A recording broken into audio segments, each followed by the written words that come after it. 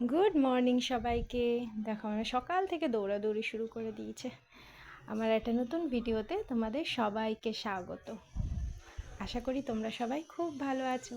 আমি তো বেশ আছি। দেখো ওকে বাসে তুলে দিয়ে আমি চলে এসেছি। আজকে আবার সেই আগের মতো রোদ উঠেছে, আর অ্যাজ ইউজুয়াল সেই গরম, বাপরে বাপ।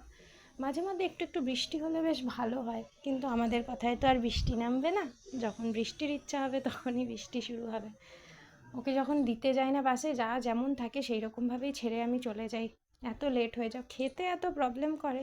তো যাই হোক, সকালে আমি 3টে করে বাদাম খাই, তো সেইটাই এখন খেয়ে নেব। তারপরে একটু বসবো, বসে তারপরে চা খাবো। ওর বাবাও চলে গেছে ডিউটিতে।